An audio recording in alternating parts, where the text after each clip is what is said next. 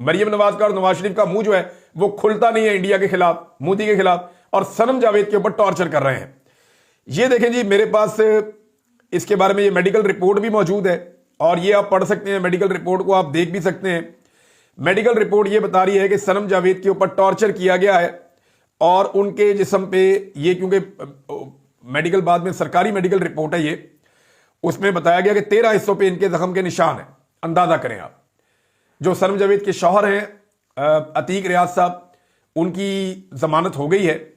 उम्मीद है कि सनम जावेद की जमानत भी हो जाएगी, लेकिन दौराने गिरफ्तारी जो उनके ऊपर टॉर्चर किया गया, ये बहुत बड़ा जुल्म है और ज्यादती है, और ये खातून है। अब मेरा सवाल ये है कि वो जो औरत कार्ड लेकर रोजाना आ जाते हैं एक ट्वीट के ऊपर या एक सवाल के ऊपर, वो जरा यहां पे भी थोड़ी गैरत और शर्म दिखाए ना कि ये औरत नहीं है जिसको सिर्फ बोलने के ऊपर, अपनी बात करने के ऊपर टॉर्चर किया गया है।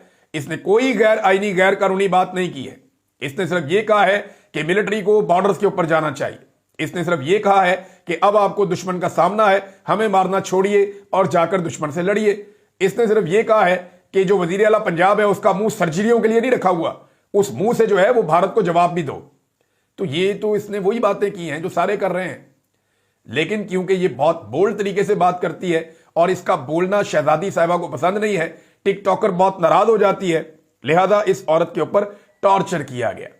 अब आप ये बताएं ना कि कैसे इसके बच्चे इस निजाम से मोहब्बत करेंगे, वो भी इस निजाम के बागी बनेंगे, वो भी ये कहेंगे कि बंद करो ये सिलसिला जो हमारी माओं के ऊपर टॉर्चर करता है, जो हमारी बहनों को तकलीफ देता है। और इसके आसाब देखें कितने मजबूत हैं कि वो अब भी, जब कैद के अंदर उसकी एक वीडियो आई मैं देख रहा था, वो वहां पे भी मुस्कुरा रही थी, चोट खा के भी मुस्कुरा रही थी। और जो लोग ये जुल्म कर रहे हैं ना, मैंने उन्हें टसवे बहाते और रोते हुए देखा है।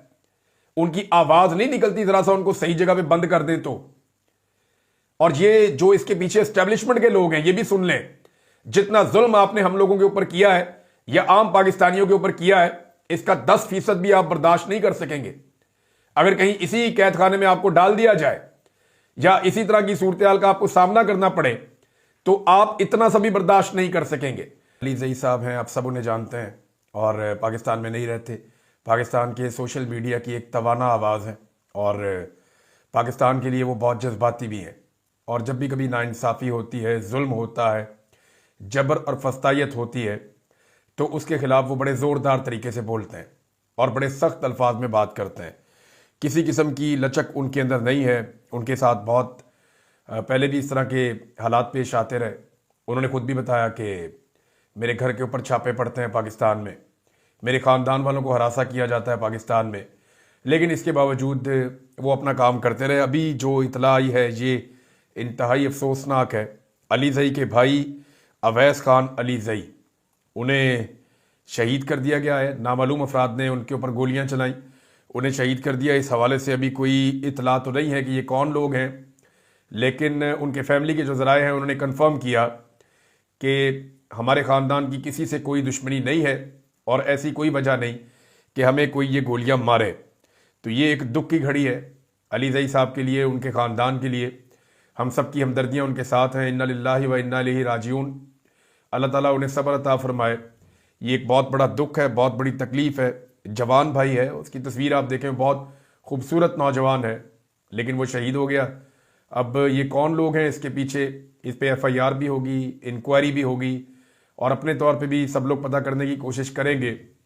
और जो भी कातिल हैं उन्हें सज़ा मिलनी चाहिए, उन्हें जेल में जाना चाहिए, उन्हें सज़ाए मौत मिलनी चाहिए। और ऐसे कत्लों से किसी का मौक़िफ़ नहीं बदल सकता या कोई शख्स अपना तरीक़ाकार नहीं बदल सकता। अभी कंफर्म नहीं किया जा सकता कि इसका लिंक बराह रास्त जो अली ज़ई के काम के साथ जोड़ा जाए या ना जोड़ा जाए, लेकिन लोग इस बारे में यूं ही शुबा कर रहे हैं।